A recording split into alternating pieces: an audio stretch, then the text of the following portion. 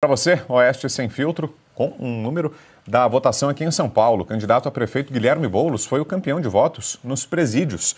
Segundo o levantamento do Tribunal Regional Eleitoral de São Paulo, Boulos recebeu 48% dos votos nas 51 sessões eleitorais instaladas em presídios em unidades da Fundação Casa, onde estão detidos criminosos menores de 18 anos de idade.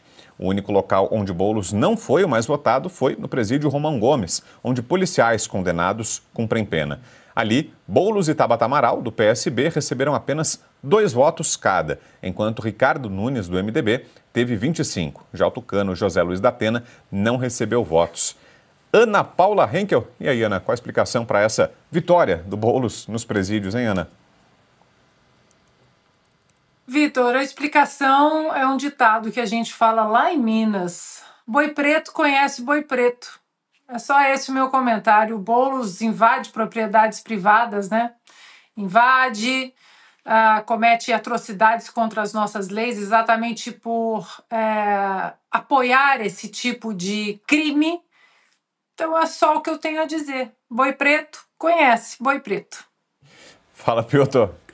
Não, a Constituição permite que presos provisórios votem. O provisório é aquele que não teve ainda sentença transitada em julgado. Como no Brasil uma sentença transitada em julgado pode demorar muito por causa do garantismo do Supremo Tribunal Federal, quer dizer que o sujeito pode responder um processo por 15 anos, lá na frente ser considerado culpado e perder o direito de votar, mas votou em quantas eleições? A cada 2 anos tem eleição no Brasil, municipal, as eleições gerais. Então é estranho essa liberdade. E, por exemplo, os menores, né? Maiores de 16, menores de 18, que são esses jovens que estão nesses medida socioeducativa. Qual é o sentido dessas pessoas votarem?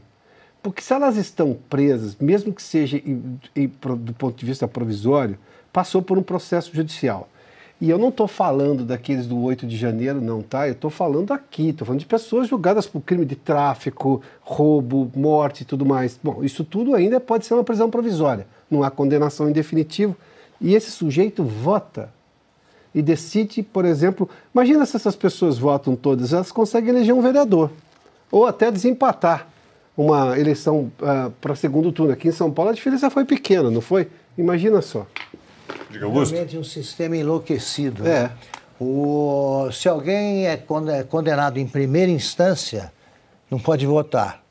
E o Supremo decidiu que só pode ser considerado culpado, né, depois do trânsito em julgado da sentença condenatória. Isso, exatamente. Pois é. O cara que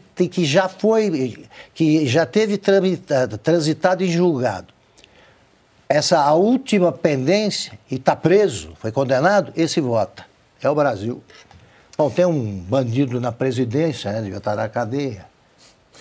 Agora, Silvio, é mais um dos dados que deixam envergonhados o PT, o PSOL, né, os seus aliados nessa apuração municipal. Né? O Guilherme Boulos, além de vencer nos presídios, venceu também nos bairros nobres. Perdeu na periferia, algo que contrasta com o discurso oficial, né, de que a esquerda trabalha pela população mais vulnerável, carente. Ele venceu, foi nos bairros considerados universitários, boêmios, nas áreas nobres da cidade e dentro das cadeias, né, Silvio?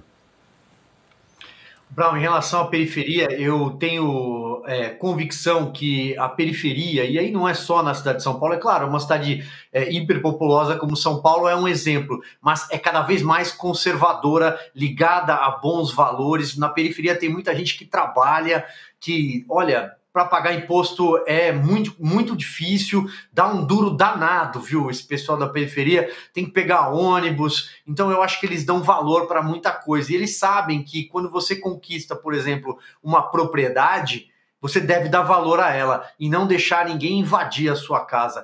O Brown, tem um ponto aqui que é a agenda ideológica, porque nós temos, por exemplo, o exemplo que vem de cima, e aí é vertical. Nós temos um governo de esquerda, PT, que apoia o PSOL aqui em São Paulo, o presidente apoia o Boulos, que é um governo do desencarceramento, é um governo que recebeu pela porta da frente uma senhora que atende por dama do tráfico, com passagens aéreas pagas pelo próprio governo. O marido dela está preso, é ligado ao Comando Vermelho, lá em Tefé, no Amazonas. É um governo que defende o direito dos bandidos, que defende a saidinha da cadeia, quando o Congresso tentou terminar, e graças a Deus conseguiu impor, né, colocar uma pedra na questão das saidinhas, o governo tentou reverter na última hora para conceder algum benefício de saidinha, é o governo da audiência de custódia, ou seja, é claro que quem está preso vai votar em quem defende quem está preso.